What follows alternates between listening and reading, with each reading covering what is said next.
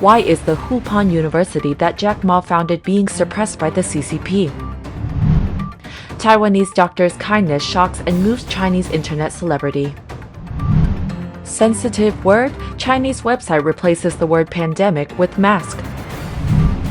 India accuses China of violating border agreement. Talks between both countries are fruitless.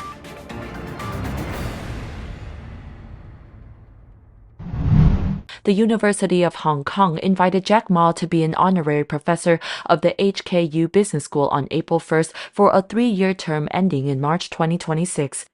Previously, Hupan University, founded by Jack Ma, was suppressed by the Chinese Communist Party. Some CCP senior officials regard this business school as a modern Dongling academy. Therefore, the fact that HKU invited Jack Ma to be an honorary professor has caused heated discussions. Hupan University was founded in March 2015 by 9 entrepreneurs and academics, including Jack Ma. The school was initially regarded as a famous business school that was harder than Harvard. Jack Ma once said Hupan University would last for 300 years, but he was suppressed by the CCP in 2021. Alibaba, Ant Group, and Hupan University, all of which he founded, were purged one after another.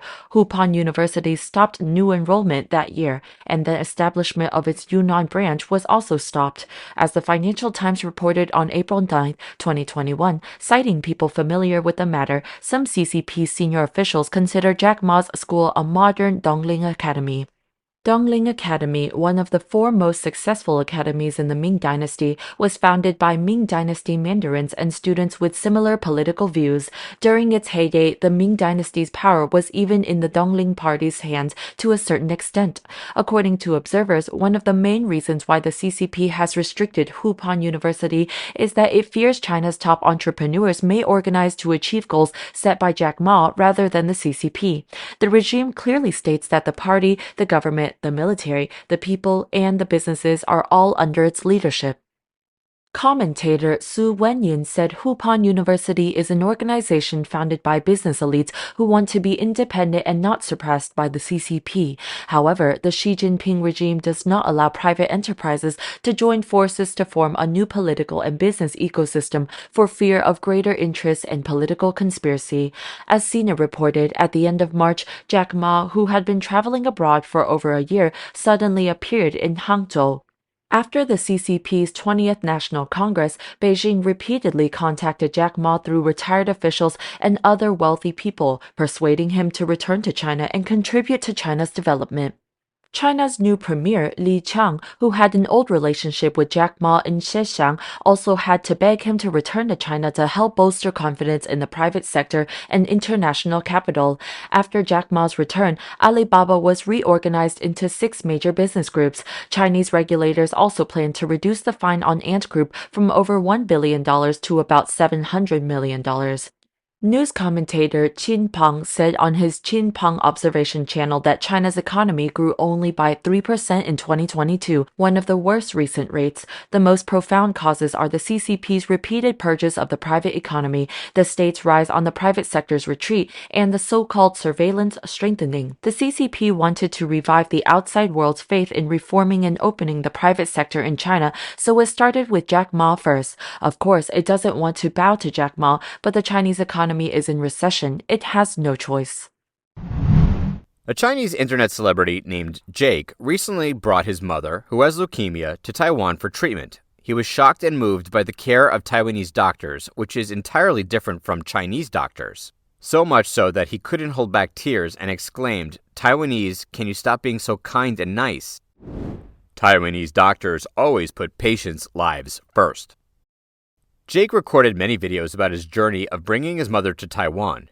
In a video, he said, "We went to the Tri-Service General Hospital. After meeting a doctor, do you know what our feelings are? We felt unbelievable. I've heard in some videos and advertisements that Taiwanese doctors are so friendly. They truly think for patients. After the truth was presented in front of our eyes, we were shocked."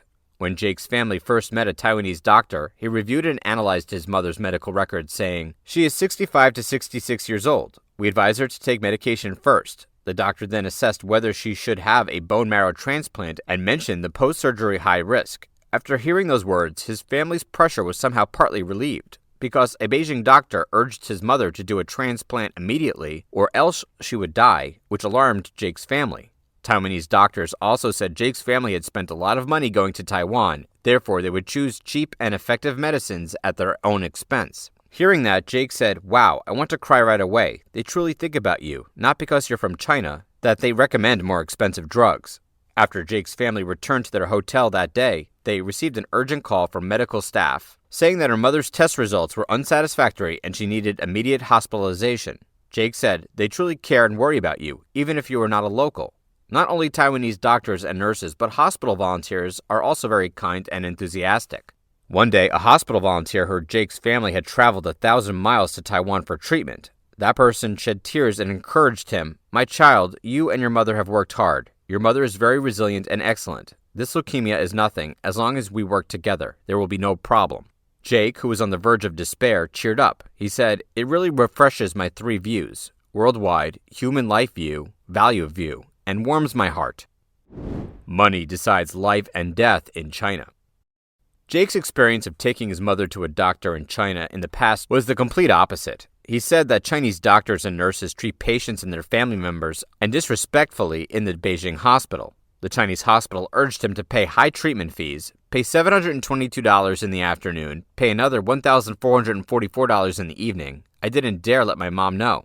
But now in Taiwan, Jake feels physically and mentally relaxed. Tri-Service General Hospital has never urged him to pay.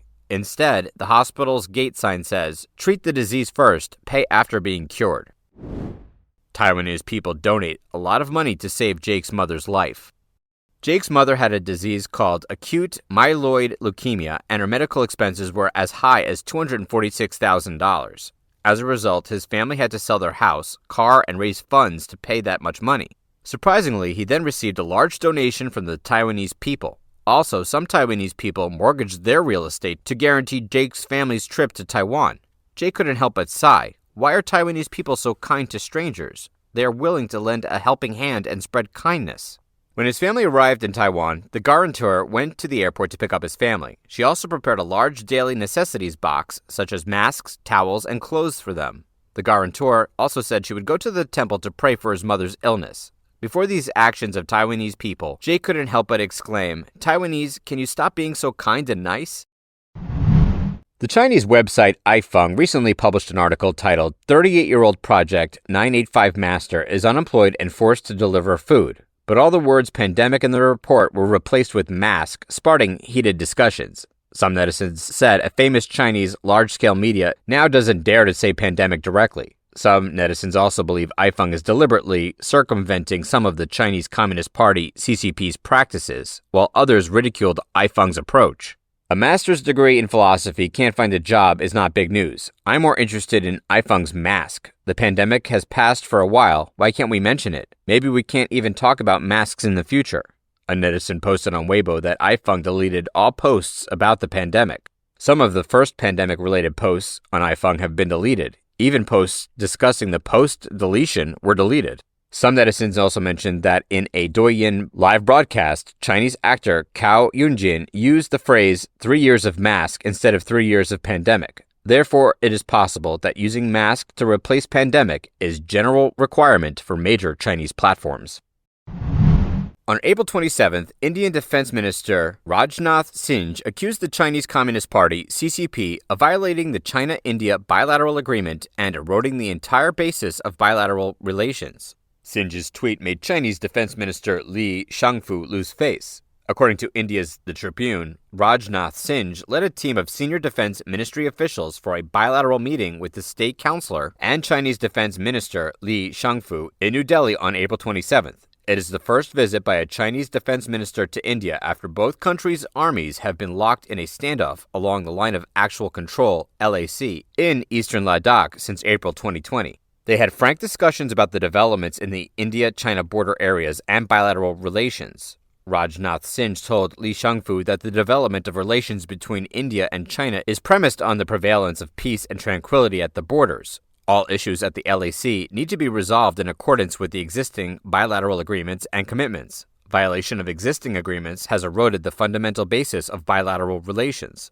According to Shiwang Zhizhang, there was no immediate comment on the talks by the Chinese side, but there is leaked information that India and Chinese defense ministers didn't shake hands at the end of the dialogue. That day, Singe also met with the defense ministers of Kazakhstan, Tajikistan, and other countries, but his Twitter didn't post a picture of him shaking hands with Li Shangfu. Some Chinese netizens commented that the India-China negotiation was unpleasant compared to the rhetoric used in talks with other defense ministers. As ABC News reported, the Indian side believes China's massive deployment of troops, aggressive behavior, and attempts to alter the border status quo unilaterally violate agreements between the countries and damage their relationship. On April 28th, Li Shangfu arrived in New Delhi to attend the Shanghai Cooperation Organization (SCO) defense ministers' meeting. A few days before Li Shangfu's visit, the Indian and Chinese militaries held the 18th round of the India-China Corps Commander level meeting to try to formulate a troops withdrawal plan from the tense areas. However, India's The Tribune cited sources saying the talks have ended in a stalemate. Regarding the situation on the China-India border, according to Al Jazeera, India and China have withdrawn troops from some areas on the northern and southern banks of Pangong Tso, Gogra, and Gawan Valley, but continue to maintain extra troops as part of a multi-tier deployment.